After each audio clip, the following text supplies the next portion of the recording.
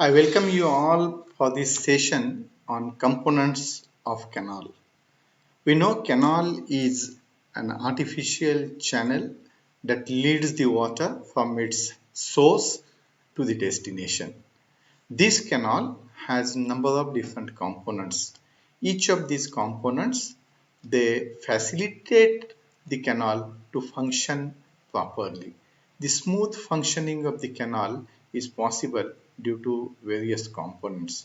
We will take the glance of these components in this section. The outcome of this session is supposed to know at the end that what are the different components of the canals and what are the functions of these components. We will also see some of the specifications of these components. To start with, the cross section of the canal may be of any shape. There are different shapes. The canal may be of circular shape, triangular shape, elliptical shape, or trapezoidal shape. But by and large in the field, from construction point of view, from ease point of view, from functioning point of view, by and large the canal cross section is trapezoidal in this shape. This trapezoidal shape is achieved in the field. It basically consists of top width, it has the bottom width, and it has two side slopes. The top width of the canal is found out or determined or calculated by means of this equation, in which D stands for depth and B stands for bottom width. So this equation enables us to calculate the top width of the canal section. The bottom width of the canal section depends on the total depth of the canal as well as the side slopes. These side slopes they are expressed in terms of something horizontal to something vertical, and based on this value of the side slope and subsequently the depth of the flow and depth of the section, this bottom width can be also calculated. So for the trapezoidal shape, with the help of this equation and with these two parameters, depth as well as the side slopes, we can find out top width as well as bottom width. The side slopes are governed by means of the strata. Whenever we excavate the canal, we may have the hard rock or the soft rock, the or soft soil or sandy soil. It depends through which type of soil we are going to construct the canal, as well as some of the canals they have the bed level below the ground level. In some of the cases, the bed level is above the ground level. So according to the relative relationship between the bed level and the ground level, the canal is whether it is in cutting or it is in filling, that will be governed. Altogether, whether the canal is in cutting or canal is in filling, as well as in from what type of material it is going to pass, that will govern what should be the side slope of the canal. If canal is in cutting and it is passing through these different materials, accordingly the side slopes will be governed. This table gives the idea about the soil material, hard rock or soil material, and canal in cutting and filling. Accordingly, the side slopes are selected.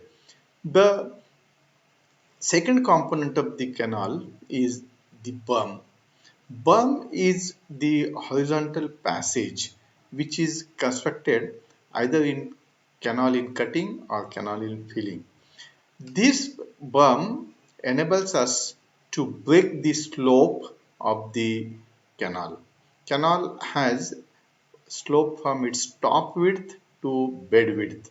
This slope, if it is broken, then that horizontal passage by virtue of which it is broken, it is known as berm.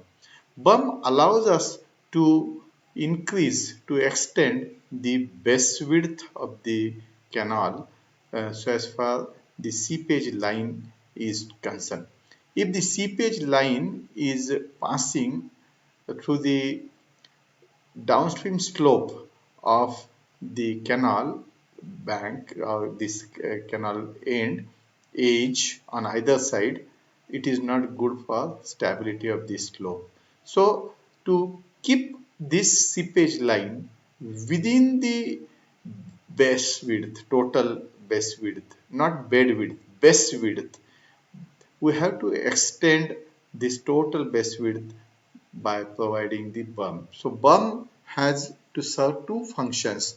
One, it breaks the slope from top width to bed width, and it extends the total width of the canal section so as to accommodate the seepage line well within the limit, so that the slopes on the downstream side, on external sides, these can be protected. The width of the berm will be depending upon the discharging capacity of the canal. Based on these discharging capacities, we will have to decide what should be the minimum width of the berm. The next parameter of the canal is known as dowel. Dowel is provided immediately on the external side of the berm. It facilitates to keep the seepage line within the limits. The dowel can be provided on either side of the canal or on one side of the canal, depending upon the availability of the land. The dowel keeps the seepage line within the limit, and by virtue of that, the side slope of the canal can be ensured for its stability. The next component is known as spoil bank. Spoil bank is constructed at the outer boundary of the canal. There are two types of the canals constructions. One is canal in cutting and one is canal in filling.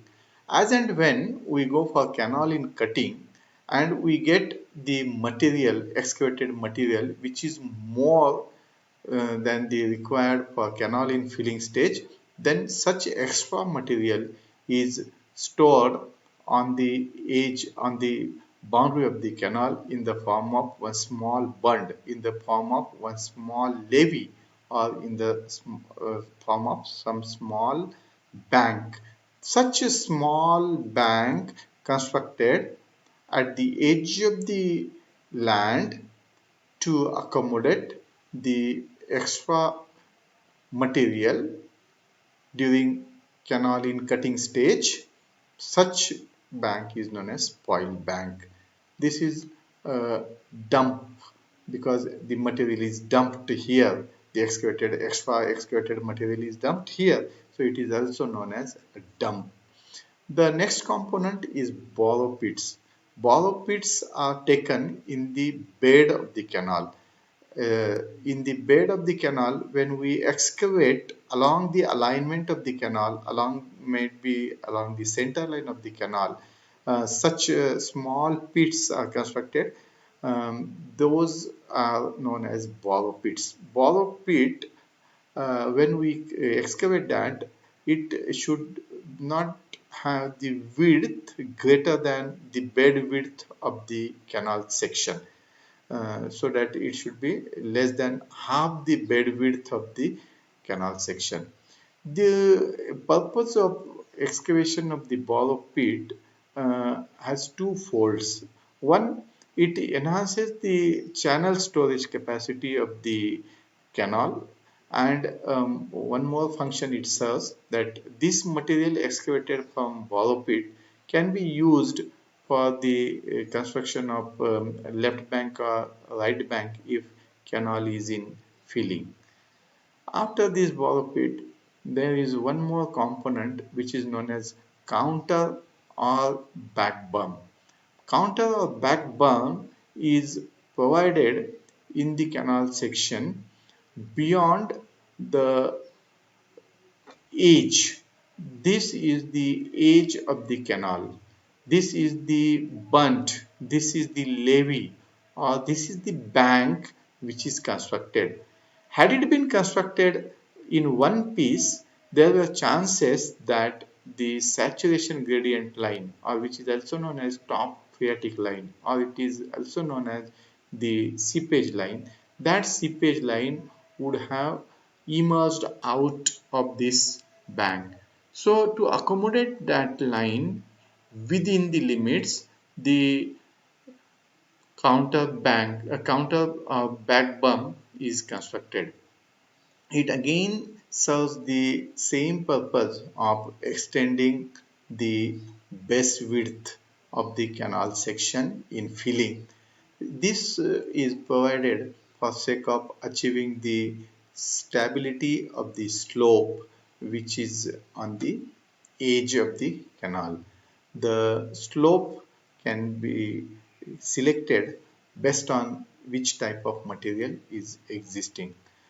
The another component of the canal is permanent land width.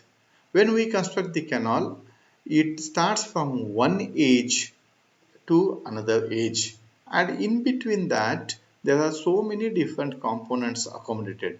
The main canal section is there, then the berm is there, then there are the spoil banks constructed on the edges, and then after that there is the another construction as we were seeing in the last slide, that counter or back berm, that is also provided. So to accommodate all these different components, along with sometimes the road is also running parallel to the canal banks, so that the road width is also accommodated. For this purpose, the width of the land which is permanently required before starting the construction of the canal on its both sides to accommodate all such cross section of canal, width of berm, width of embankment, side drains, space for tree plantation. Such land which is acquired from one end to the another end is known as permanent land width. The permanent land width is necessary to acquire from the landowner in advance, because land acquisition is a big problem and we need to pay the landowner the compensation for the land acquisition. So to facilitate the payment before construction of the land, this before construction of the canal, this permanent land is acquired. So that land is known as permanent land width. So in totality, these are the different components which are forming the canal and the structure. So those components we have seen: the cross section, the side slopes, the berms, the dowel, the spoil bank, borrow pits, counter or back berm, and permanent land width. These are the different components of the canal. Now it's time for the questions. You will have to answer based on this video. What is the basics to calculate the top and bottom width of the trapezoidal canal section? This you please listen the video once again carefully and answer this question. The second question: why the bumps are provided in canal? This also I have explained. You please listen it and again try to answer this question. Two more questions you will have to answer. Explain the different components of the canal and their functions, as well as what is the significance of permanent land width. Please answer these questions, and please, I will be highly appreciating if you let me know three things you learned from this session, two things you want to learn more, and one thing which you did not understand from this session. Thank you.